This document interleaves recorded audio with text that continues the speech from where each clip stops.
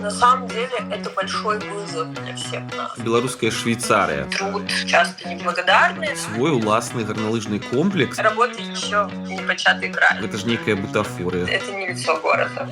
Здароўкі, вы слухаеце падкаст цэнтра новых ідэй пра тое, як жывуць беларускія рэгіёны і што ім або нам з імі рабіць. Чым жыве не сталіца, якія ў іх праблемы і ў чым яны наадварот крутыя. Пра ўсё гэта мы заўжды размаўляем з экспертамі і нашымі рэгіянальнымі лідарамі. Падкаст для вас вядзе Яўген Меркіс. Паехалі! Такі файны беларускі горад, як Мазыр, вядомы не толькі як цэнтр нафтапераапрацоўкі. Гэта магічны закуток сапраўднага Палесся на Гомельшчыне. Мясцовыя часта параўноўваюць свой горад са Швейцарыяй. Сапраўды, прырода стварыла тут такі мудрагелісты рэльеф, які дазволіў нават пабудаваць свой уласны гарналыжны комплекс. Пра ўсё чароўнае і нечароўнае, што ёсць у Мазыры, мы паразмаўляем з арт-менеджеркай культурніцка-адукацыйнай платформы «Першы крок» Ганнай Палей. Для мяне Мазыр вельмі загадкавы горад. Як той жа Бабруйск. Гэта вялікія населеныя пункты з вялізным патэнцыялам, але на мапе Беларусі і ў плане актыўнасцяў яны неяк губляюцца. Здаецца, значна больш можна пачуць пра тое, што робіцца ў Маладзечні, Барысаве ці Баранавічах. Вы ж не самы бедны горад, і ў вас, пэўна, хапае актыўных і прыбіўных людзей. Чаму тады Мазыр такі незаўважны? Слушай, такой, мне кажется, с одной стороны, философский вопрос. У меня есть такое чувство, я расскажу немножко о том, что я не родилась вообще в Мозыре, да, я здесь живу последние 10 лет. У меня сложилось такое впечатление, что Мозырь, он немножко оторван от всей Белоруссии, да, рекой, и у него сложилась такая исторический, наверное, это исторический контекст, когда ты немножко вдали от всех событий, собственно, и люди так привыкли, наверное, здесь существовать, что как бы тут что-то происходит, ну и окей, зачем там кому-то еще об этом знать. Но как ты сказал, у нас центр нефтепереработки, и, собственно, вот эта вот стабильность финансовая, да, мне кажется, это тоже она тоже влияет на то, что у людей нет потребности там быть более видимыми за пределами своего города и своей стабильной жизни. Что еще? Но в целом я бы не делала такой какой-то обобщающий вывод о том, что город невидим и непонятно, что здесь происходит, потому что, на мой взгляд, такие площадки, как «Перший крок», в том числе, мы достаточно активны, и к нам часто приезжают туристы. Мы рассказываем о городе, об истории и так далее. Например, я тоже не слышу, что происходит там в каком-нибудь условном Слуцке или Солигорске, кроме там, не знаю, что там происходит, если там, в принципе, какие-то активисты. А як ты лічыш, якія плюсы ў горада, якія мінусы? Што падабаецца вам і гасцям горада, а што асабліва напружвае і раздражняе? Первое, плюсы — это, конечно, наш ландшафт, да, то есть это такая очень уникальная история, особенно для Полесья, когда мы наблюдаем вокруг не равнину, а какие-то узгорки постоянные. Для туристов это достаточно такой сложный квест пройти по городу пешком, но тем не менее это наша, наверное, такая вот прям супер интересная тема, с которой можно работать. Минус в том, что у нас нет никакой городской навигации, непонятно, куда двигаться, непонятно, где расположены все достопримечательности, непонятно, где что находится. У нас как такого центра, в принципе, в городе нет, все по райончикам, и они связаны между собой только вот этими узгорками. И, собственно, вот такая сложная система перемещений в городе, она всех очень убивает, потому что, совершенно непонятно, как этим пользоваться. И если бы в городе была какая-то, не знаю, указатели простые, да, где понятно, что вот пойдешь направо, найдешь там вот больницу, в 19 столетии пойдешь налево, найдешь там центральную площадь, было бы, наверное, всем проще жить. Еще непонятно, одна из последних не очень приятных историй случилась, когда вырубили каштановую аллею на площади, и для людей это был такой культурный шок, потому что многие росли с этими деревьями, но сейчас там просто пустырь и какая-то широкая улица, и на главной площади у нас просто нет возможности для пешеходов прогуливаться, не вдыхая пары автомобилей, просто сплошной поток машин.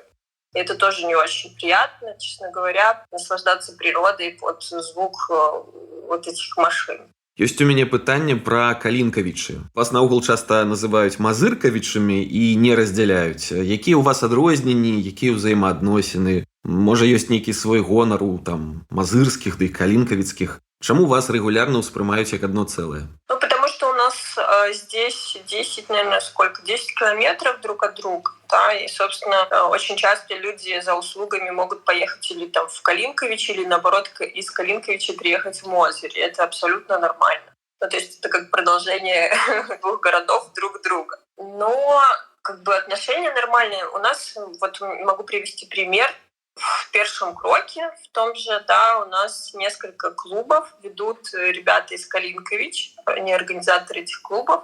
И, собственно, нет никаких проблем у нас друг с другом. Наоборот, для них это такой ближайший способ, наверное, получить какие-то возможности для какой-то самореализации. Я сама часто езжу в Калинкович, если мне там нужно... У меня там парикмахер, например, живет.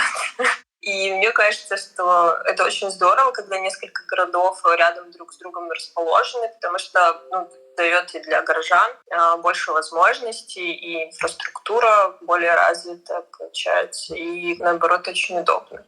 Як вядома, у Мазыры ж ёсць нават свой уласны універсітэт. Можна, канешне, спрачацца пра якасць тамтэйшай адукацыі, можа, тут нешта ты падскажаш, што вы там пра гэта думаеце. Але мяне цікавіць, ці заўважны нейкі эфект для горада. Можа, колькасць маладых, адукаваных ды ініцыятыўных стала большай? Ці дае нейкі імпульс развіццю горада наяўнасці ўласнага універа ў вашым выпадку?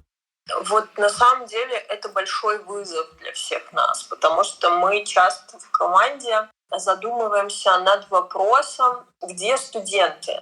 Мы, честно говоря, в городе их совершенно незаметно. То есть, возможно, у них есть в университете активности, собственно, на этом вся жизнь студенческая в городе заканчивается. Но на любые наши мероприятия у нас постоянно стоит вопрос, где найти вот этих студентов, как на них выйти, где вообще обитают студенты Мозырского педуниверситета. Какого-то особого эффекта я не заметила. Когда уезжают молодежь в университеты осенью, становится пустынно, очень мало людей ходит по улицам. И, на мой взгляд, когда есть университет, все-таки в городе должна быть молодежь, и это должно быть заметно, пока за 10 лет своей жизни здесь, мне кажется, ничего не изменилось, и я не заметила, что молодежи стало действительно больше. Но, тем не менее, университеты сами инициируют какие-то коммуникации, в том числе и с нами. У нас даже в 2019 году был какой-то совместный проект. И часто к нам на мероприятия приходят немного, но приходят студенты, которые там мазыряне, которые учатся в нашем педуниверситете, они тоже приходят к нам в качестве слушателей. Что еще там происходит? Непонятно. Знаю, что там в университете сильная филологическая школа. Она всегда отличалась и такой, наверное, международной направленностью. И часто выпускники прошлых лет вспоминают прям с благодарностью преподавателей. И мне кажется, это тоже такая то, чем может гордиться наш университет. Ну, будзем сапраўды спадзявацца, што сітуацыя будзе паляпшацца і выпускнікі вашага універсітэта будуць адыгрываць больш заўважную ролю ў жыцці горада. Слухай, вы ж вядома яшчэ і як беларуская Швейцарыя. Так вас часта называюць. І для мяне было наогул сюрпрызам даведацца, што ў вас ёсць свой уласны гарналыжны комплекс і нават санна-бабслейны атракцыён табаган. Наогул такімі фішкамі, хай нават і ў невялікім памеры, можа пахваліцца далёка не кожны горад. Але пра вашыя чамусьці вельмі мала чутно. Гэта праблема піару ці гэткая палеская сарамлівасць гучна не афішаваць пра тое, чым багатыя? Ну, я вообще не знаю, есть ли там какой-то отдел маркетинга, который должен развиваться, заниматься все-таки развитием, да, этого места. Скорее всего, проблема с пиаром в том числе есть. Но перед нашим, кстати, разговором я немножко почитала вообще, что сейчас там происходит. И, судя по всему, вот горнолыжный курорт, там есть одна такая большая резкая достаточно горка и трасса горнолыжная, которая не совсем подходит для новичков, может быть, поэтому у нас там не так много людей. Плюс не совсем понятно, что там в принципе на этом горнолыжном есть и как этим пользоваться, потому что когда ты приходишь вот в это пространство, да, нет тоже никакой ни навигации, ни каких-то понятных знаков, что вот здесь вот у нас есть такой аттракцион, это там прям супер-пупер, там идите туда, вам все расскажут, как этим пользоваться. То есть это какая-то просто вот стоит здание, люди, которые приезжают покататься зимой, они знают, что там делать, а для новичков это такая, непонятно, горнолыжный комплекс, что люди не понимают, мне кажется, очень часто, что в принципе там происходит, и не хватает какой-то простой информационной помощи для новичков. Ну и там мы ходим иногда кататься на коньках, вот в горнолыжный комплекс. Там не очень хорошее покрытие, и нам как-то совсем было страшно этим пользоваться. Не знаю, кто за этим должен следить. Ну и, собственно, почему-то среди местных даже очень мало людей, которые говорят, там, у нас есть горнолыжный курорт, у нас есть горнолыжный комплекс, там, ребята, приезжим. Я таких восхваленных отзывов почему-то не слышу. Ну и, скорее всего, ты прав, это прежде всего вопрос пиара, потому что построить это одно, а как это дальше развивать с определенной там стратегией и так далее, это, конечно же, совсем другой вопрос, и уже совсем другого уровня специалисты должны заниматься. Я вось прям адчуваю, што ў Мазыры ёсць свая цікавая энергетыка, і мне здаецца, што культурніцкае жыццё там павінна віраваць. Як ты лічыш, што трэба зрабіць, каб ажывіць культуру ў вашым горадзе? Мо трэба нейкія фэсты мясцовыя праводзіць ці іншыя змены здзейсніць? Якія ў вас моцныя бакі і на чым можна было б сыграць і куды наогул рухацца? Мне кажется, вообще понятие вот этого фестивальной жизни, да, оно немножко трансформировалось уже в 2021 году, там, в связи с пандемией и так далее, и, возможно, это не тот формат, который может что-то здесь действительно изменить и к лучшему в культурном плане. Но мне кажется, что на текущий момент нужно очень много изучать, в принципе, что здесь было, потому что у нас в советское время полностью уничтожили центр города. Сейчас там ничего из прошлого не осталось. И очень, мне кажется, важно сейчас работать с архивами и восстанавливать информацию для того, чтобы понимать, в принципе, что происходило, и как это может стать такими точками притяжения для туристов. Мне, например, нравится история о том, что у нас существовала мужская гимназия, которая была таким культурным центром, и выпускники которой, например, там Федор Стравинский, отец, оперный певец, отец Игоря Стравинского, тоже заканчивал мужскую гимназию в Мозыре. Еще мне нравится интересная история про Рухомовского. Это как часть такого культурного наследия, еврейского культурного наследия. Мне кажется, не хватает какого-то информационного или стенда, или, возможно, чего-то такого, что поможет, может быть, возможно, как ты говоришь, фестиваль Рухомовского, где мы все узнаем о том, что гениальный ювелир, работы которого сейчас находится в Лувре, прожил 35 лет и творил в Мозыре. Почему-то это умалчивается, и нет никакой информации в городе. Вы никогда не найдете о том, что он здесь прожил и книжку написал «Моя жизнь», где подробно описывал жизнь Мозыря в то время. Это тоже может стать таким интересным моментом, интересной местной историей. Кроме того, мне кажется, интересен факт о существовании женских, в том числе гимназий, которые у нас в Мозыре спонсировались не из бюджета, как оказалось. Это тоже мои архивные находки. Благодаря историку Татьяне Ануфриевне Никитиной я это узнала. Они спонсировались не из бюджета, а спонсировались частными лицами, женщинами, которые выступали такими городскими меценатами и, собственно, организовывали обучающие гимназии для женщин. И это тоже, мне кажется, интересная тема, с которой можно работать. Собственно, тут контекстов очень много культурных и очень много всяких зацепок, с которыми можно работать, и мы в том числе стараемся с этим работать. Но, конечно, работы еще не початый край, потому что визуально это все никак не представлено в городе. Мне кажется, еще очень интересным современным явлением это количество наших лестниц. Не количество скорее, а, наверное, в принципе их наличие. У нас их более 30 в городе. И когда мы рассказываем туристам о том, что они, в принципе, здесь существуют, их так много, они связывают разные районы, и, в принципе, гораздо проще добраться из одного района в другой по лестницам городским, чем используя городские дороги или общественный транспорт. Все очень удивляются, и для многих это такой прям супер уникальный объект, наверное, городской среды. Это наши лестницы. Гэта рэальна незвычайна. Ты ж у нас вядомая як арт-менеджерка першага кроку. Што гэта такое і чаму вы за гэта ўзяліся? Таму што культура і асвета, як мне здаецца, наогул самыя неўдзячныя сферы, якімі можна займацца ў Беларусі. Як вы ўзніклі і чаго ўжо здолелі дасягнуць?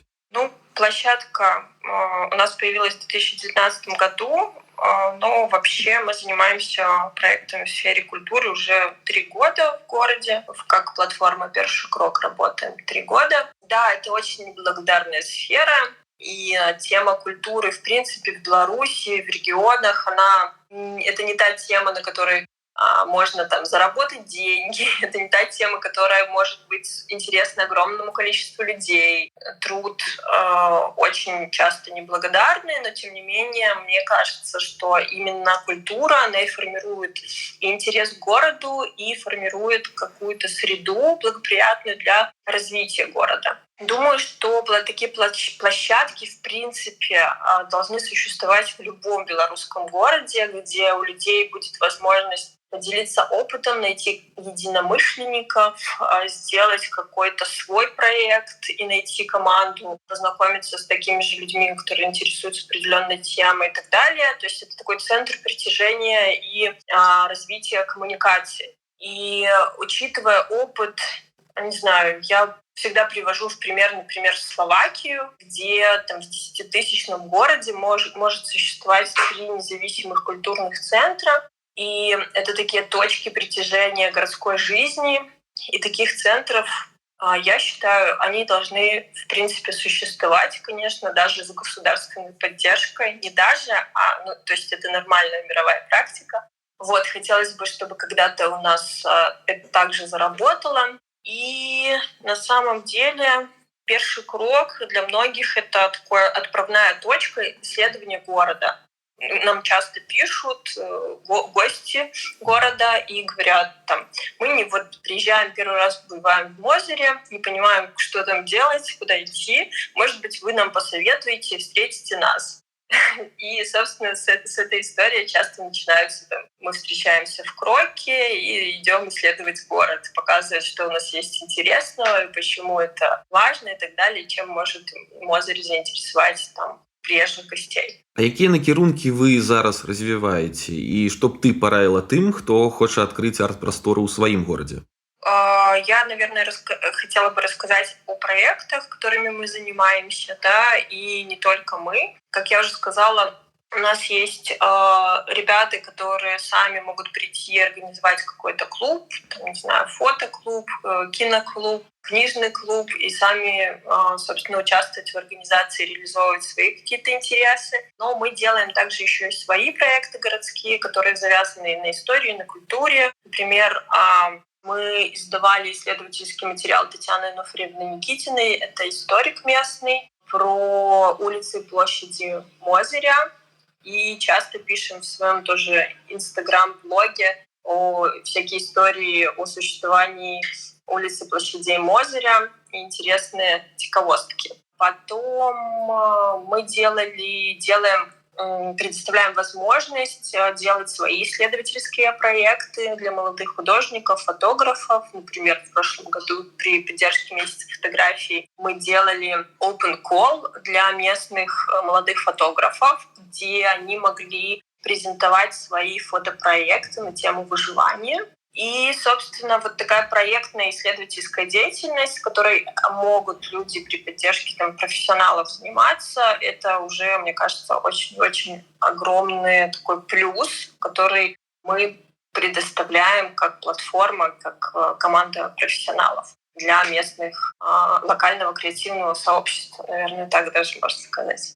И мои советы для людей, которые делают. На самом деле, прежде чем открыть площадку физическую в городе, я делала очень многие не знаю, связывалась, например, с Лидской просторой, связывалась с Бобруйском, мы спрашивала, что, как вы существуете и так далее. То есть это такая должна быть предварительная, очень большая работа о том, чтобы понимать, чего вы хотите достичь, да, и для чего эта площадка, в принципе, будет существовать. Потому что, как я уже сказала, вопрос не в физическом пространстве, а в том, как оно будет в дальнейшем работать и развиваться, и за счет чего существовать. Тоже такой ключевой момент. Потому что если вы просто откроете площадку, скажете, приходите, выставляйтесь, приходите, пойте.